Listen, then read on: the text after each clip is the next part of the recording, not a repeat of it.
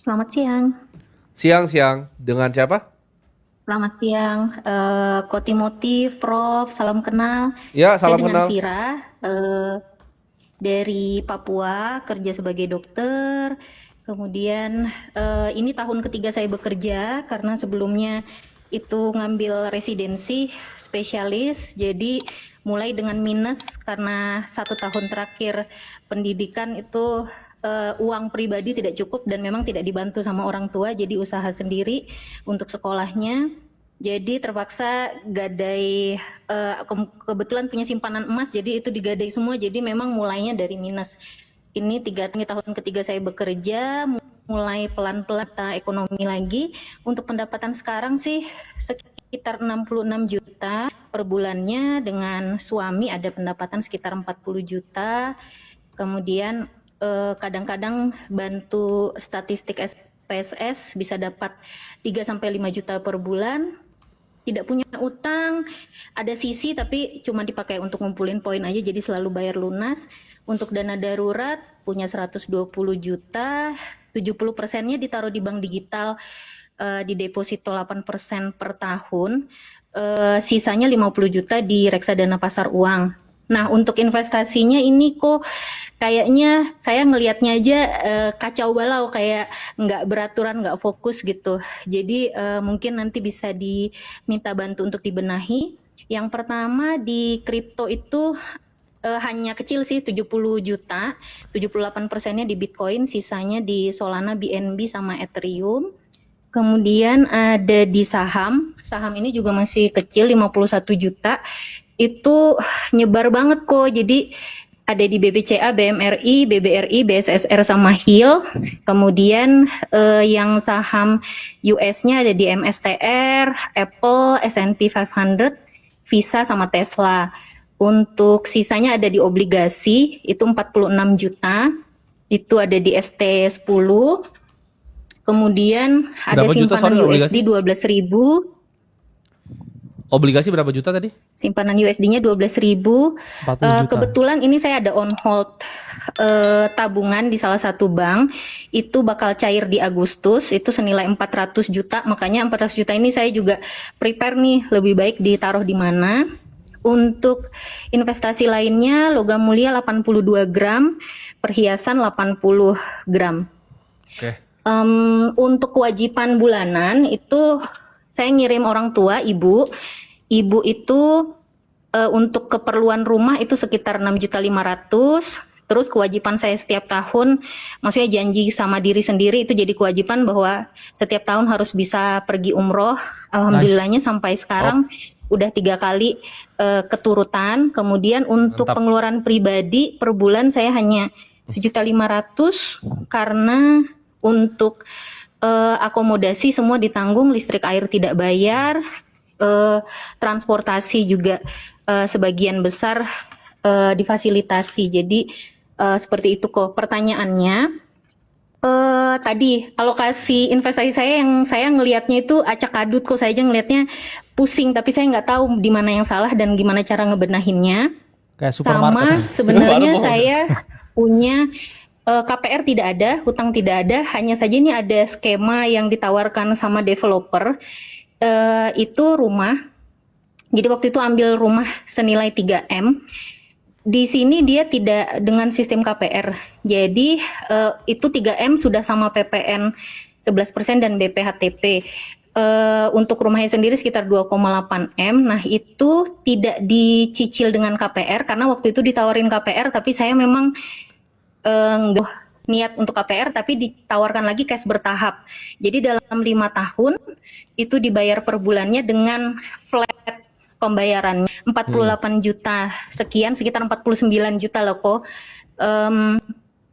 Tapi rumah itu belum bisa saya tempati sampai, atau belum bisa serah terima sampai sudah memenuhi 60% harga rumah. Dan Ya. pada waktu cash bertahap itu memang harganya tidak ada kenaikan. Jadi seperti program khusus dari developer gitu kok. Nah, menurut Koko gimana nih kok? Oke. Kita akan ngomong mulai investasi karena rumah tuh biasa orang punya preferensi ya, Bro ya, masing-masing ya. Jadi kita nggak akan bahas di sana. Karena menurut kita pendapatan kamu dan pengeluaran kamu udah top, kamu bahkan bisa umroh 3 kali.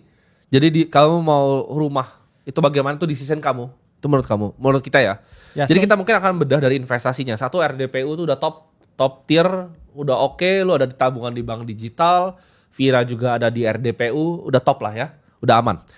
Kita akan mulai dari bedah investasi dulu. Ini yang problem paling besar gue bro, itu ada di 51 juta saham. Itu Vira ada BCA, Mandiri, BRI, Hill. Pertanyaan pertama Vira, BCA itu 3 bulan terakhir net profitnya berapa? BCA-nya malah sekarang lagi turun kok. Bukan, Yang BCA lagi sebagai profit perusahaan net itu profitnya berapa 3 bulan terakhir? sebenarnya nggak ngerti, Oke. nggak ngerti sih kok. Oke, kalau kamu nggak ngerti itu, kamu jangan pernah melakukan yang namanya stock picking, Vira. Dan itu 51 juta, ada BCA, Mandiri, BRI, ada US, ada MicroStrategy, ada Apple, ada Visa, ada Tesla. Sebagai gini, kalau kamu mau belajar cara analisa perusahaan, kita bisa kasih kamu banyak banget ya ilmu untuk analisa perusahaan. Tapi ini untuk investor profesional. Contoh misalnya, kalau kamu pilih Visa itu bagus, kenapa? Karena itu ada network effect di sana, ya kan? Ya. Susah untuk direplika, biar itu entry tinggi, economic moatnya besar. Perusahaan-perusahaan kamu beli itu nggak jelek, Vira. Tapi kamu aja nggak tahu net profitnya BCA.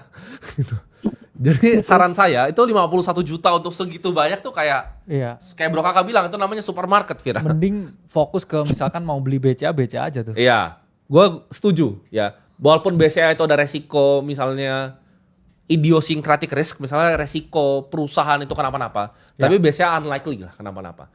Jadi kalau kamu memang mau deploy 51 juta ya mending BCA aja, Vira. Benar. Itu terlalu banyak tuh, sampai ada Visa, ada Teslanya segala macam. Itu yang pertama, ya. Jadi simplifikasi, kadang simple is king dalam investasi. Setuju. Kamu nggak perlu ribet-ribet. Ya, kamu bikin portofolio 51 juta, itu cukup BCA cukup itu. Ya Vira ya. Yang lainnya likuidasi dulu semua. Kamu pilih salah satu, antara 51 jutanya itu mau BCA doang atau mau S&P 500 doang. Benar. Pilih satu. Gitu. Itu yang pertama. Karena kamu no idea terhadap saham-sahamnya, begitu kamu punya satu BCA, kamu pelajari dulu gitu. Oh, di rootnya siapa, manajemennya siapa yang ngerjain sih? BCA ini bikin duitnya dari mana aja gitu. Apakah besarnya di consumer loan? Apakah besar di corporate loan? Micro loan-nya berapa gitu. Kamu pelajarin dulu ya, tier 1 capital, tier 2 capital, tier 3 capitalnya, net interest margin dari BCA-nya itu berapa. Jadi kamu beli satu, belajar untuk analisa kalau mau jadi investor profesional, bro. Yes. Kalau nggak mau ya main beta aja kayak tadi kita bilang Alexander. Tapi kita yakin ya bro ya, Vira ini kan dokter juga di Papua, spesialis lagi. Yes. Pastinya tidak punya waktu sama sekali. Jadi gue lebih condong, saran gue antara ke BCA doang kayak bro kakak bilang, betul, atau ke S&P aja. Kalau punya aksesnya. Kalau punya aksesnya, tapi kalau nggak punya ya BCA aja udah oke. Itu yang pertama. Karena udah ada DSNP tadi. Betul. Kecil kayaknya. Kripto ini lebih sulit pasti kan. Vira ini nggak ngerti, BCA aja belum ngerti, apalagi di kripto. Jadi kriptonya ini akan mungkin gue pindahin ke equity semua bro. Kalau gue jadi Vira. Sampai bikin seratusan juta lah gitu. Di BCA aja seratusan juta itu nggak masalah. Oke? Obligasi, oke, fine. Kita nggak akan gua touch karena preferensi orang. Emas juga kan perhiasan mungkin suka dipakai atau apa, nggak masalah ya. Nah tabungan nih, problemnya tabungannya kemana gitu kan. Jawabannya kamu cari apa yang kamu tahu, Vira. Kamu kira-kira mau investasi seperti apa? Targetnya ini apa nih investasinya? Kita mau nanya dulu, target investasi apa? Pertama sih mau ke dana tabungan anakku. Kalau saya hitung-hitung kasar itu mungkin sampai di 2039 dengan inflasi per tahunnya 15%, saya butuh 9,5 M. Ya. Oke. Jadi kamu mesti cari investasi yang kira-kira menuju ke sana kan. Nah, tapi problemnya senjata paling utama manusia untuk mendapatkan portofolio yang besar itu adalah income. Gitu. Pasti. Karena earnings power kamu itu yang paling penting. Karena dari earnings power kamu itu kamu bisa muncul yang namanya savings rate. Nah, savings rate ini makin tinggi di level pendapatan 100 juta kamu, ini building portofolio itu cepat Vira sebenarnya. Kamu nggak usah ngapa-ngapain, kamu cuma tabung aja setahun ya. Itu bisa besar sekali. Let's say kamu bisa nabung 50 juta aja udah 600 juta. Gitu kan. Kamu bisa tabungnya cepet nih. Nah, target itu kan 15% per tahun kan, anak 9,5 M mungkin tuh sampai kuliah kali ya bro ya. Yes. Dan lebih harusnya ya.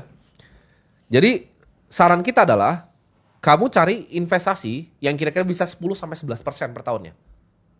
Nah itu biasa ada di mana? Satu, Contoh, BCA tuh bisa.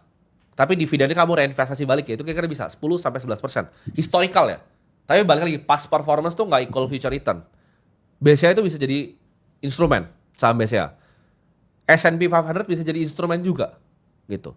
Kalau kamu punya time horizon yang sampai 10 tahun kamu bisa tahan drawdown-nya, Bitcoin 5-10% is not a bad idea. Paham gak, Vira? Berarti yang 400 juta bakal cair di Agustus ini better saya tempatin di BBCA, S&P, Yes. dan Bitcoin kok. Untuk 5% boleh lah. Ya, Kalau kamu terus- punya time frame panjang. Oke lah. Tapi tadi untuk plan KPR-nya yang bisa 60% tinggal itu ada deadline-nya nggak itu untuk dibayar? Di 2029. Nah, perhitungan saya kalau 2029 selesai, itu anak baru mulai sekolah itu di 2009 akhir, selesainya di 2009 awal. Jadi pembagian dananya kira-kira tidak terlalu berat lah gitu. Berarti sekarang tinggal di mana rumahnya? Sekarang di Papua dapat fasilitas akomodasi Dari tempat semi kerja ya? apartemen dengan semuanya udah dilengkapin. Oke ya. Kalau Karena saya sih tinggal di situ ya. bener, karena gini, kan kadang banyak orang tuh yang kayak kita ngomong ngos-ngosan bro. Iya. Mereka nyicil rumah terus terbebani dengan biayanya. Dan kalau Betul. so far itu belum jadi kebutuhan dan suami dan anak juga masih enjoy di sana, kita mending di sana dulu ya. Iya. Karena nggak ada kebutuhan Oke. di usia produktif juga untuk kayak duitnya semua ke rumah dulu apalagi Punya langsung dilunasin. Jadi mending itu tadi ya portofolionya dirapiin, fokus ke BCA, S&P 500 dan sedikit Bitcoin. Betul. Itu top tier sih. Ya, sambil ya itu tadi tetap Untuk umroh setiap alokasinya tahun. kira-kira ya. persentasenya kok. Oke, kalau alokasi, ini gue akan taruh 50% di S&P. Setuju. Mungkin sekitar 40% tuh di BCA, tapi nggak mungkin semuanya BCA ya. Mungkin 40% tuh gue bagi. 40-nya tuh 70-30 lagi. BCA tuh 70, BRI mungkin 30. Gue bikin sedekat mungkin ke indeks, sedekat mungkin ke betanya. Kira-kira seperti itu. Tapi kalau kamu nggak mau ribet, size masih di bawah 1 miliar. Kalau tadi Alexander agak beda ya. Soalnya Alexander Ya. kan udah 1 miliar lebih. Mungkin BCA aja nggak masalah, it's fine. Uang Ya. segitu.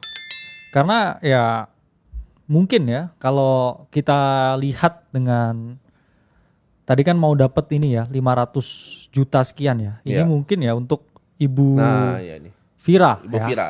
Nah, ini Bro kakak bikinin. Share mungkin coba. bisa dilihat ya di share screen-nya untuk Ah. portofolio Ibu Vira.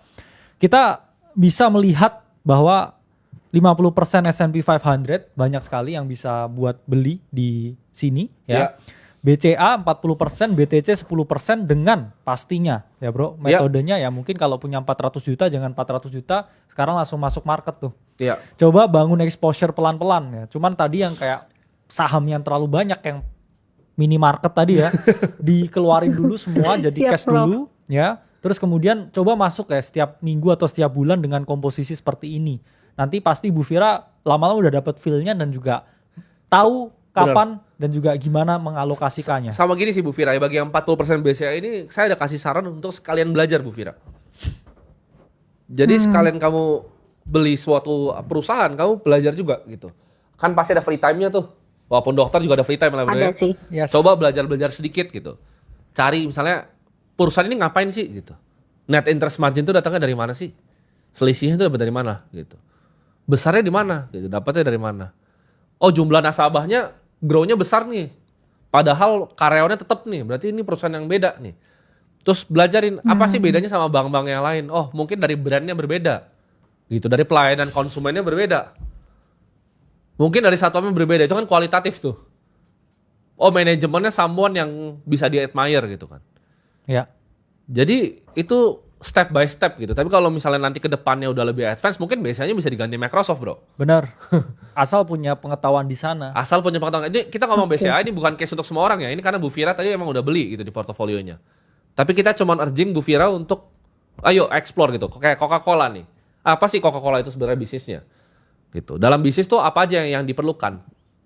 Bisnis kan butuh growth. Growth itu datang dari mana? Dari pricing dan juga dari volume. Nah, mana yang bisa naikin turunin gitu. Kenapa misalnya kita berdua nggak akan pernah beli saham airline sampai kita mati? Karena airline tuh naik 5% loh industri ya setiap tahun. High growth. Yes. Cuman barrier to entry-nya rendah. Ini orang mungkin banyak yang bingung. Dan profitnya kecil. Nah, jadi airline itu nggak ada yang kaya. Kenapa? Karena barrier to entry-nya rendah. Orang tinggal beli pesawat tuh bisa bikin airliner sendiri.